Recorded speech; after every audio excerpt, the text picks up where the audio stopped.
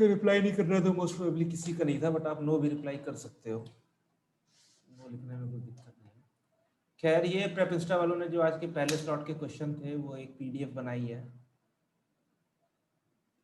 तो यहाँ पर वो क्वेश्चन है।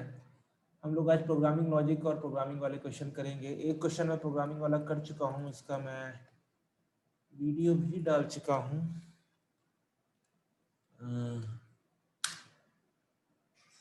हाँ ठीक है भाई, थर्ड ईयर में हो, बाकी तो नहीं है ना।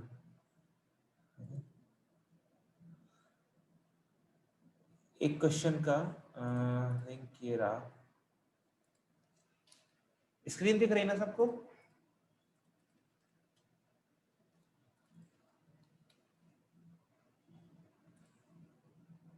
स्क्रीन नहीं दिख रही है? Yes, okay. तो पहले वाला क्वेश्चन जार ऑफ कैंडीज वाला, उसका ये वीडियो है, ये मेरा ही चैनल है सायो लैब्स, और दूसरा क्वेश्चन हम करेंगे। तो पहले कोडिंग वाले देख लेते हैं, प्रोग्रामिंग लॉजिक वाले।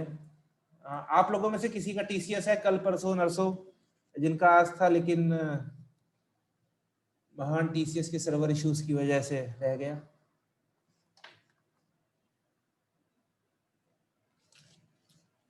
मुझे मेरा पेन नहीं मिल रहा है।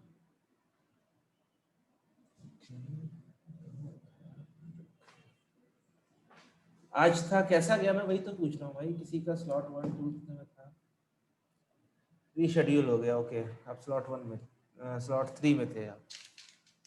कोई नहीं, तैयारी करते रहो जब तक रीशेड्यूल हुआ है, जब तक है। ओके, गुड गुड, ठीक है, कोई नहीं, आराम से। क्लोज हो गया सर, स्लॉट 1 आपने दिया था सोना, मतलब हुआ था या फिर सही से चला नहीं सर्वर इश्यूज की वजह से? कैसा गया?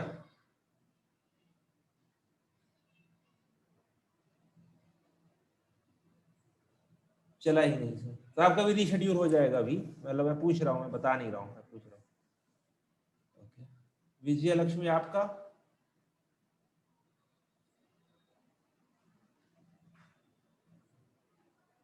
नहीं हुआ? ओके ओके ओके, ठीक है। अगर अब तो रीशेड्यूल होगा तो नए क्वेश्चन आएंगे, बट एक थोड़ा सा आइडिया मिला है कि क्या हुआ है, तो उसी को हम लोग डिस्कस करेंगे। जितने भी क्वेश्चन है हमारे पास, इन्होंने 10 क्वेश्चन एमसीक्यू वाले दे दिए, दोनों क्वेश्चन कोडिंग वाले दे दिए, तो ये अच्छी चीज़ है। स्लॉट 2 के अभी क्वेश्चंस नहीं आए, तो अब स्लॉट 1 वाले ही करेंगे। 10 क्वेश्चन है, देखते हैं। ओके, शुरू करते हैं। जूम जूम करते हैं। ओके, ठीक है। तो पहला क्वेश्चन ये था, what will be the output of this particular program. तो public class main, public static void main, और स्ट्रिंग args और इंट डॉलर इक्वल टू 5। तो ये जावा का क्वेश्चन था। पब्लिक स्टैटिक वॉइड मेन बताता है कि ये जावा का क्वेश्चन था। इसमें जो ट्रिक वाली बात है कि यहाँ पर बस डॉलर लिखा हुआ है। अगर मेरे पास इंट a इक्वल टू 5 होता तो मैं क्या देता कि एकदम सही कोड है, कुछ नहीं, मतलब कि पब्लिक क्लास भी सही लिखी है, पब्लिक स्टैटिक वॉइड मेन भी सही लिखा है, इंट a इक्वल टू 5 होता तो हम क्या कहते हैं कि भाई कुछ नहीं, नथिंग विथ, क्योंकि प्रिंट तो हम कुछ कर ही नहीं रहे हैं। यहाँ पर बस खेल था डॉलर का, क्या डॉलर की वजह से एरर आएगी या नहीं आएगी। तो ये बात ध्यान कर लो कि कोई भी मतलब जनरली जो लैंग्वेजेस में होता है, उनके वेरिएबल के नेम कहते हैं या तो वो अल्फाबेट से शुरू हो, या फिर अंडरस्कोर से शुरू हो, या फिर डॉलर से शुरू हो। ठीक है, नंबर से आप नहीं शुरू कर सकते कि 9 है, ये नहीं कर सकते। आप A9 कर सकते हो, आप अंडरस्कोर 9 कर सकते हो, आप $9 कर सकते हो, आप नंबर से नहीं शुरू कर सकते, या फिर कोई और स्पेशल कैरेक्टर्स। स्पेशल कैरेक्टर्स खाली 2 यूज हो सकते हैं, डॉलर और अंडरस्कोर। तो यहाँ पर ये सही है, कोई दिक्कत नहीं है, कोड एग्जीक्यूट होगा, आंसर आ जाएगा, नथिंग विल प्रिंट।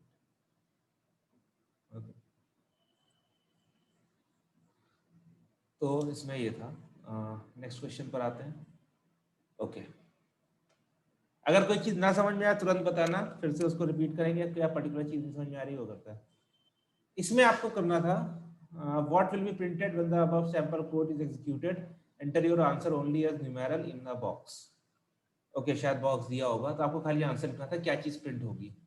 तो इसलिए ये भी जावा का है, फिर से public static void main, but concept same लग रहा है, कॉन्सेप्ट सेम लग रहा है। और अगर इस तरह का क्वेश्चन आए कि आपको आंसर न्यूमेरल में करना है तो मतलब चलो कोड तो चलेगा ही, तो आप बाकी सबको सी में कर सकते हो। सिस्टम आउट प्रिंट है तो आप इसको प्रिंट एफ कर मान लो, या फिर सी आउट मान लो, या फिर प्रिंट मान लो, पाइथन के हिसाब से लॉजिक सेम है। तो यहाँ पर क्या है, I J X equal to 0, ठीक है, आई जे एक्स, एक्स की वैल्यू क्या हो गई 0, I equal to 0, I less than 5, I plus plus, okay, I जाएगा मेरा 0 से लेकर 5 तक, तो मैं ले लेता हूँ आई को 0 1 2 3 4, और लेस देन 5 है तो 5 पे नहीं जाएगा, 4 तक ही जाएगा। फिर इसके अंदर लगा है, अब देखो यहाँ पर ब्रैकेट नहीं लगा है, बट ये ब्रैकेट आप मान लो कि ये ब्रैकेट यहाँ पर है। जो सी और सी प्लस प्लस और जावा में क्या होता है कि अगर इफ या फिर फॉर के बाद ब्रैकेट नहीं लगा तो जो नेक्स्ट लाइन होती है वो इसी के अंदर कंसीडर की जाती है। तो for j equal to 0, j is less than 5, j plus plus, j भी मेरा 0 से लेकर 5 तक जाएगा, तो हर एक i के लिए j मेरा 0 1 2 3 4 तक जाएगा। अब कह रहा है x equal to I plus J minus 1, तो यहाँ पर मैं i की वैल्यू, j की वैल्यू और -1 कर दूंगा, तो ये क्या आ जाएगा 0 प्लस 0 -1, तो ये आ जाएगा -1। -1 को प्रिंट करो, तो यहाँ पर मेरा -1 प्रिंट हो गया। ब्रेक कर दो, ओह ये ट्रिक है, ब्रेक, ब्रेक कर दो। तो ब्रेक का मतलब क्या हुआ, मैं एक ही बार चलेगा और ये बाहर हो जाएगा, तो अब जे के लिए बाकी चीज नहीं चलेंगी, खाली आई के लिए चलेंगी, तो -1 प्रिंट हो गया। आई अब चेंज हो जाएगा, इसके बाद आई अब चेंज हो जाएगा, आई की वैल्यू 1 आ गई। फिर जे मेरा चलेगा 0 से लेकर 5 तक, बट हमें पता है कि एक के बाद ही एग्जीक्यूट हो जाएगा, तो जे मेरा फिर से 0 आ जाएगा। ये क्या आ जाएगा 1 प्लस 0 माइनस 1 आ जाएगा 1 1, सॉरी 1 प्लस 0 माइनस 1 0 आ जाएगा, 0 ये आ जाएगा मेरे पास 0। फिर ब्रेक हो जाएगा, जे खत्म, फिर आई की वैल्यू 2 हो जाएगी, जे की वैल्यू फिर से 0 हो जाएगी, फिर आई की वैल्यू 3 हो जाएगी, जे की वैल्यू फिर से 0 हो जाएगी, फिर आई की वैल्यू 4 हो जाएगी, जे की वैल्यू फिर से 0 हो जाएगी। अब करते हैं 2 प्लस 0 माइनस 1, तो ये कितना आ जाएगा 1 1, 3 माइनस 1 2 2, 4 माइनस 1 3। जे की वैल्यू 0 क्यों हो रही है, देखो जब जे मेरा 0 से शुरू हो रहा है, जे मेरा 0 से शुरू हो रहा है, लूप के अंदर जा रहा है, लेकिन एक चीज एग्जीक्यूट होने के बाद ही यहां पर ब्रेक हो जा रहा है। ब्रेक का मतलब क्या है, लूप बाहर, लूप खत्म। तो मेरा लूप खाली एक ही बार चल रहा है, इनर लूप जो मेरा जे वाला है वो खाली एक बार चल रहा है, इसलिए जे की वैल्यू 0 हो, मतलब 0 हम 1 2 3 4 हमें कैलकुलेट ही नहीं करना है। ये हो गई 3। आया समझ में क्यों जे, क्यों हम जे की खाली 0 वैल्यू ले रहे हैं, 1 या 2 या 3 या 4 या 5 नहीं ले रहे हैं।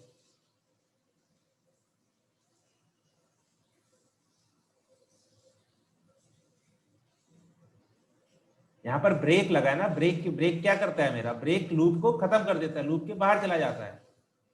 कंटिन्यू लूप को, करंट इटरेशन को खत्म कर देता है, फिर से दूसरी इटरेशन पर जाता है। यहाँ ब्रेक लगा तो जे वाला लूप मेरा हर बार पहली वैल्यू के बाद ही बाहर हो जाएगा, पहली वैल्यू 0 है तो हर बार 0 0 0 ही चलेगा।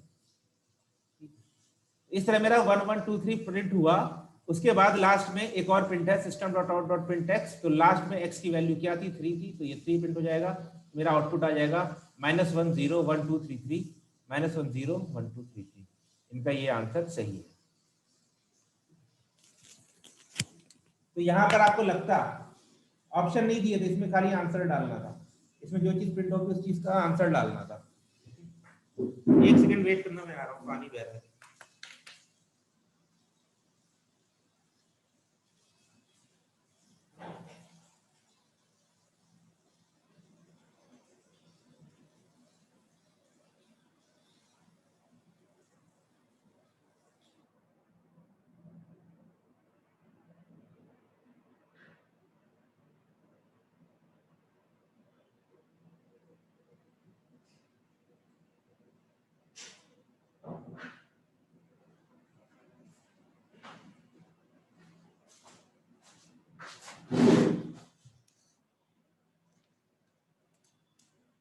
ओके आ गया। तो देखो ये क्वेश्चन लग रहा था कॉम्प्लेक्स की 5 बाई 5 25 बार हमें वैल्यू निकालनी पड़ेगी, बट 25 बार वैल्यू निकालने से जरूरत नहीं थी, हमें खाली 5 ही बार निकालनी पड़ी थी और हम सिंपल से प्रिंट कर देंगे। इसको क्लियर करते हैं। ओके फिर आया है which of the following best suits memory leak occurred, memory leak हुई है। तो resource allocation pending while debugging the code, ये मेमोरी लीक नहीं होता है। डीबग कोड से, कोड का आप डीबग करो ना करो, मेमोरी लीक का कोई मतलब नहीं है उससे। Program releases resources allocated in the memory. अब अगर प्रोग्राम ने रिलीज ही कर दिए रिसोर्सेज तो मेमोरी लीक कहाँ हुआ? मेमोरी तो चली गई, जो हमने यूज करी फिर हमने फ्री कर दी। Program does not free the memory which is allocated dynamically, ये सही ऑप्शन है। मेमोरी लीक वही होता है कि आपने डायनेमिकली मेमोरी एलोकेट करी लेकिन उसको बाद में फ्री नहीं किया और आपका प्रोग्राम खत्म हो गया। Occurs due to address assignment failure, ये नहीं है मेमोरी लीक, ये नहीं है। एड्रेस असाइनमेंट फेलियर हुआ तो भाई मेमोरी तो एलोकेट ही नहीं हुई, एलोकेट नहीं हुई तो लीक क्या घंटा होगी। तो ये हो गया क्वेश्चन नंबर 3। फिर what among the following is a server based paradigm. Okay ये मुझे नहीं आता ना, मैंने नाम अलग। Request for information, data validation routine, cloud computing, total cost of ownership. Option भी ऐसे हैं कि मैं कुछ सोच नहीं सकता हूँ। इसका इन्होंने ये दिया है तो मैं मान लेता हूँ कि चलो ठीक है ये सही है। Request for information, server based paradigm, request 4 वाला गूगल। यार एक ऑप्शन ऐसे हैं कि मैं मतलब सर्वर बेस्ड पैराडाइम बहुत सारे होते हैं, ठीक है, मुझे पता नहीं है क्या चीज है ये server based paradigm. Client server paradigm होता है, क्लाइंट सर्वर मॉडल आता है, प्रोग्रामिंग पैराडाइम होता है, सर्वर बेस्ड प्रोग्राम,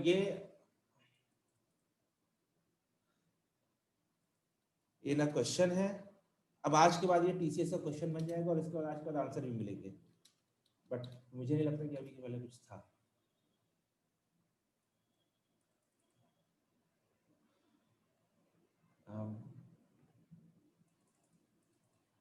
तो मैं मतलब मुझे भी नहीं समझ में आ रहा है क्या चीज़ है, मैं स्किप कर दूंगा। अगर ट्रेपिस्टा से कोई या कहीं और से कुछ मिलता है तो प्लीज देखो, ठीक है। ओके नेक्स्ट है when we declare constant pointer to integer we cannot change। okay constant pointer to integer, तो constant asterisk p लिखा मैंने, ठीक है। तो कॉन्स्ट लिखा है तो यहाँ पर जो वैल्यू होती है उसकी वैल्यू फिक्स हो जाती है। तो यहाँ पर हमारे पास पॉइंटर का मेरा काम क्या होता है, मेरा p है, p के पास एक एड्रेस रहता है 2854 और यहाँ पर जो 2854 एड्रेस होता है यहाँ पर कुछ वैल्यू होती है जैसे 10। तो ये होता है पॉइंटर का काम। कांस्टेंट पॉइंटर का मतलब क्या होता है कि आपका ये 2854 फिक्स हो गया। अब आप ये नहीं चेंज कर सकते हो, यहाँ पर आप 50 डाल सकते हो। आपका मेमोरी एड्रेस फिक्स है, आपका वैल्यू चेंज हो सकती है।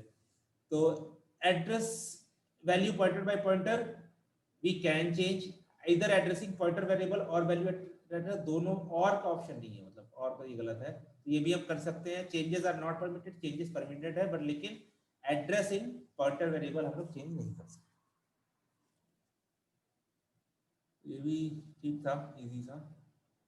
Okay given here is a scenario, consider the graph algorithm and answer the given question। John wants to go different locations of the city in which he is, he has listed all of them down। Okay तो ये TSP type का कुछ कर रहा है। however he wants to visit one location before visiting some other location, what application of graphs can he use to determine that location। okay. तो कल जो हम लोगों ने पढ़ा था ग्राफ्स का, जो हम लोगों ने पढ़ा था बीएफएस और डीएफएस और ग्राफ क्या होता है, तो उसमें बीएफएस क्या था मेरा, ब्रेथ फर्स्ट ट्रैवर्सल या फिर लेवल ऑर्डर ट्रैवर्सल, मतलब कि हम लेवल बाय लेवल जाते हैं। तो उसमें हम क्या करते हैं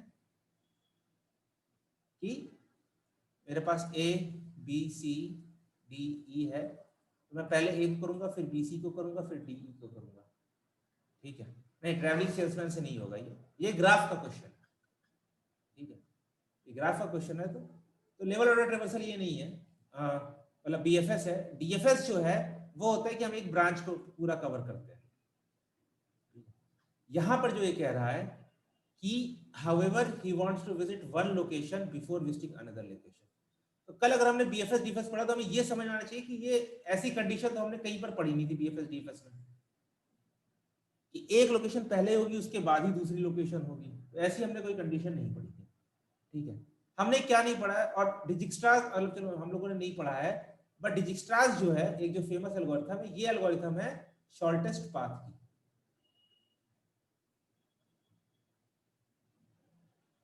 इन a graph from a node, अगर आपको एक ग्राफ दिया गया है तो उसके में वो शॉर्टेस्ट पाथ निकालता है, उसमें भी कहीं पर कंडीशन नहीं होती है कि आपका ए पहले आएगा और बी बाद में आएगा सब कुछ। तो हमारे तीन ऑप्शन कट गए, हमारा ऑप्शन है टोपोलॉजी सॉर्टिंग। अब यहां पर आंसर लिखा है डिजिक्स्ट्रास, ये आंसर गलत है।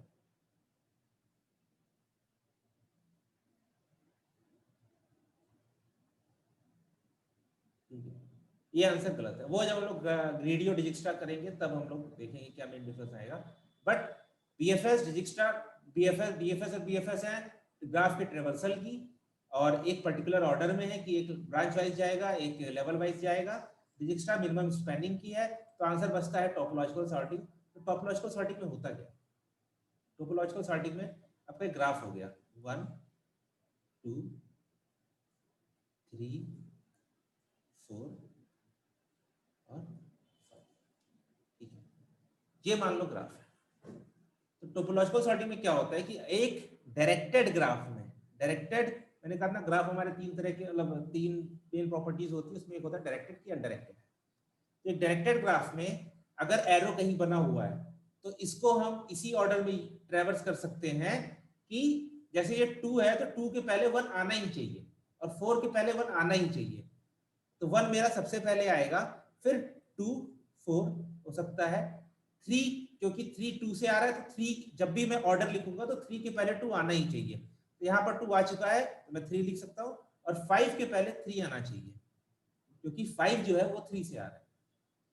तो ये होता है टोपोलॉजिकल सॉर्टिंग कि अगर कोई भी एरो बना हुआ है ए से बी के बीच में तो ऑर्डर में हमेशा ए पहले आएगा बी के। अब यहां पर देखो मैंने कहा कि 2 के पहले 1 आना चाहिए और 4 के पहले 1 आना चाहिए, तो मेरे पास ये 1 4 2 3 5 ये भी एक वैलिड टोपोलॉजिकल सॉर्ट है। क्यों वैलिड है, क्योंकि 1 सबसे पहले आ रहा है, 2 के पहले 1 आ रहा है, 4 के पहले 1 आ रहा है, 3 के पहले 2 आ रहा है, 3 के पहले 2 आ रहा है, 5 के पहले 3 आ रहा है, और 5 के मतलब कि ये हो रहा है, ठीक है। इसमें एक वैलिड ये भी है 1 2 3 5 4, 4 की कंडीशन खाली है कि 4 बस 1 के बाद आना चाहिए। ये होता है टोपोलॉजिकल सॉर्ट, और ये वही पूछ रहा है कि wants to visit one location before visiting some other location. तो यहां पर डिपेंडेंसी क्रिएट कर रहा है कि जैसे इसे 2 पर जाना है तो 2 के पहले 1 पे जाना चाहता है, इसने डिपेंडेंसी क्रिएट कर दी। नहीं, 2 के पहले खाली 1 आना चाहिए, 4 जरूरी नहीं है। 4 के लिए कंडीशन है कि 4 के पहले खाली 1 आना चाहिए, तो मेरे पास 4 लास्ट में भी हो सकता है, मेरे पास 4 1 2 3 4 5 भी हो सकता है, ये भी एक वैलिड है। कंडीशन क्या है कि अगर कोई एरो जा रहा है तो उस एरो में ऑर्डर में पहले जो उसका वो है उसके बाद दूसरा आना चाहिए। तो ये होता है टोपोलॉजिकल सॉर्ट, इसका प्रोग्राम हम लोग करेंगे जल्दी ही, अभी नहीं, ठीक है। बट मेन क्या था कि कल जो हमको किया था उससे हम लोग बीएफएस और डीएफएस आराम से काट सकते थे। जिक्स्ट्रा अगर नहीं सुना है तो मतलब बहुत फेमस है, पता होना चाहिए कि भाई ये कि मिनिमम शॉर्टेस्ट पाथ की एल्गोरिथम है। और टोपोलॉजिकल सॉर्टिंग तो इसे ऑप्शन ही बचता है, टोपोलॉजिकल सॉर्टिंग तो वही होगा। इनका आंसर गलत है ट्रैपिस्ट्रा वालों का, डिजिक्स्ट्रा नहीं है। और ये ठीक है, गलत है मतलब इनको अभी शायद सब जल्दीबाजी में सब क्वेश्चन लिखे गए हैं, जल्दीबाजी में किसी ने आंसर लिख दिया होगा, बट आंसर इसका टोपोलॉजिकल सॉर्टिंग है, इसका आंसर डिजिक्स्ट्रा नहीं है। तो कॉन्सेप्ट देखो टोपोलॉजिकल सॉर्टिंग में क्या होता है, अगर एरो गया है तो जो भी मैं ऑर्डर लिखूंगा उस ऑर्डर में जहां से एरो निकल रहा है वो पहले आना चाहिए, जहां से एरो जा रहा है वो बाद में आना चाहिए, ठीक है। आगे समझ में question 6।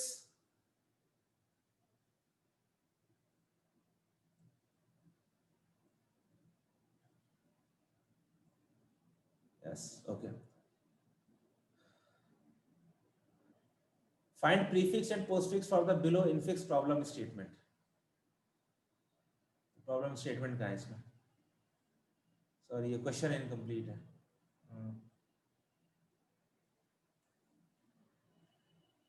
Prefix and postfix for the below unfix, तो इनफिक्स कहाँ है, इसको स्किप करते हैं।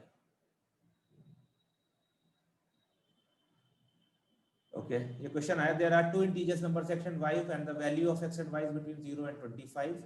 User stores the value under 5-bit number. How many minimum bit is required to store the result of the below expression? इस तरह का एक क्वेश्चन हम लोग कर चुके हैं, ठीक है, जो मैं सुबह शाम क्लासेस लेता था उसमें हम लोगों ने शायद देखा था, एक पुराने सिमिलर क्वेश्चन के पैटर्न पर ही ये क्वेश्चन है।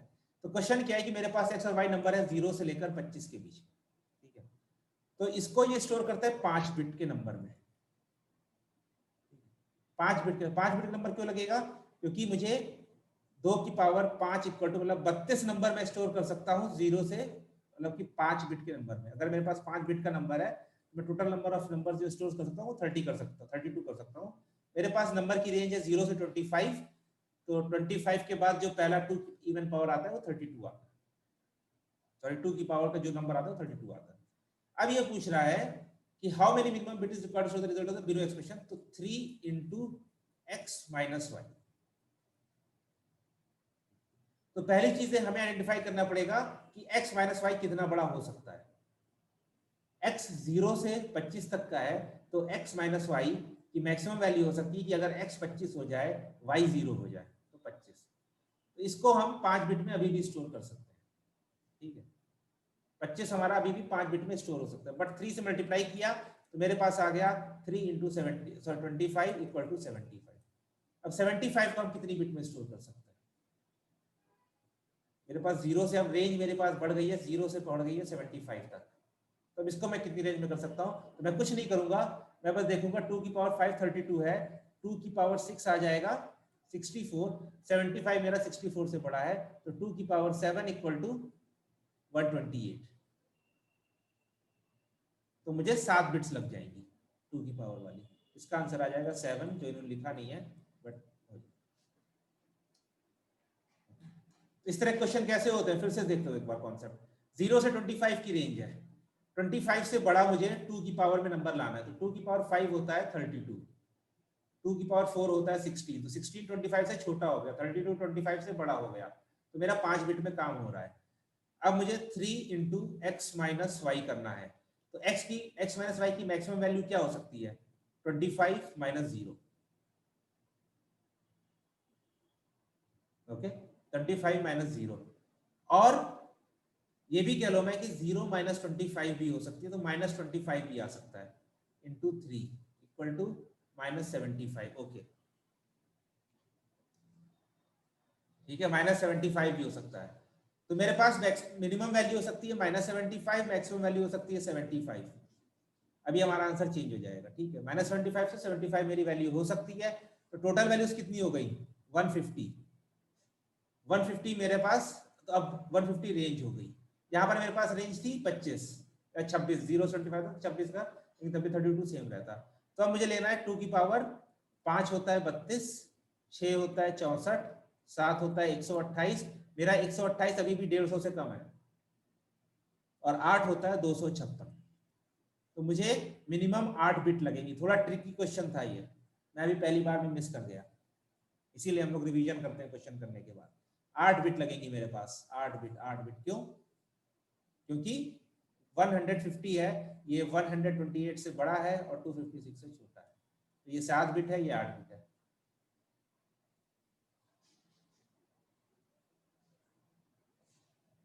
हाँ भाई ताऊ तो मैं हूँ, वो तो ठीक है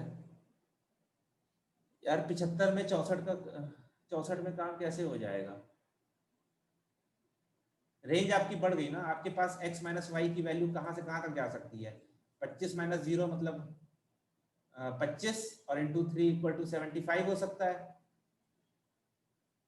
और 0 minus 25 into 3 equal to minus 75 हो सकता है। आपकी रेंज माइनस 75 से 75 हो गई ना, तो मेरे पास टोटल नंबर ऑफ नंबर्स कितने हो गए 150, 75 75 150 नंबर हो गए। जब 150 नंबर हो गए तो मुझे इसको 2 की पावर में लाना, तो 2 की पावर 8 और 2 की power 7,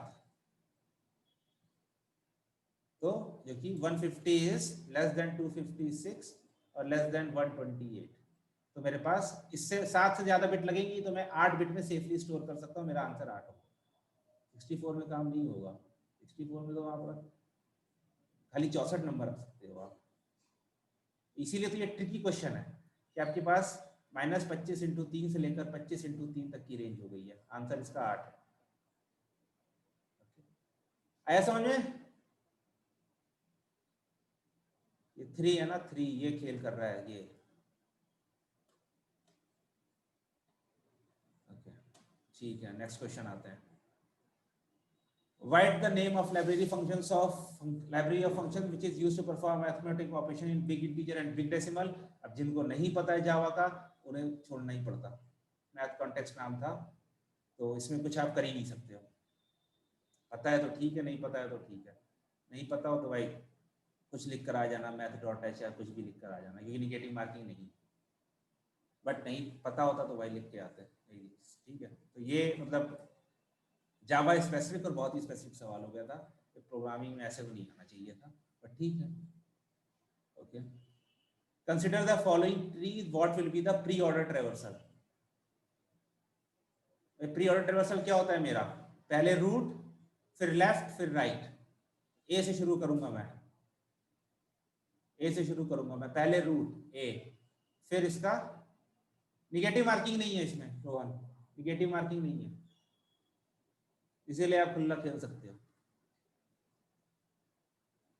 pre order traversal root left right, तो रूट लेफ्ट आया, अब लेफ्ट आया तो ये भी किसी का रूट है, तो ये भी हो गया रूट बी, फिर इसका लेफ्ट, बी का लेफ्ट आया डी, डी भी रूट है, डी, डी के चिल्ड्रन नहीं है, खत्म, तो ये हो गया बी, बी का रूट हो चुका है, लेफ्ट हो चुका है, अब राइट में जाएगा, तो ये भी एक रूट है, तो ई इसका अपने लेफ्ट में जाएगा, एफ राइट इसका नहीं है, तो एच खत्म, ई खत्म, और ए मेरा खत्म हो ही चुका है, अब इसके राइट में आया सी, तो सी भी एक रूट नोड है, तो सी, और फिर इसके लेफ्ट में गया एफ, एफ भी एक रूट नोड है, सॉरी ई था, ई के बाद एच है, एच ये एच है, ई के बाद एच है, सी, सी के बाद आएगा एफ,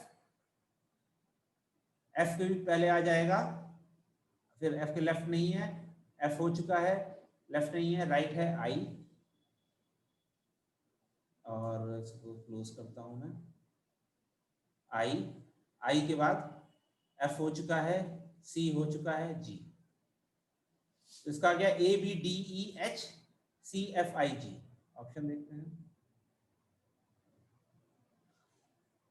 ए बी सी, अच्छा इनके ऑप्शन ही गलत है, ये देखो क्वेश्चन टीसीएस में ही गलत आ गया, इनके ऑप्शन है A B C D E F G H I, pre order तो नहीं होगा ये, इसमें और ही लिख दिए हैं, हमारा होगा A B D E H C F I G, इनका आंसर यहाँ पर सही है।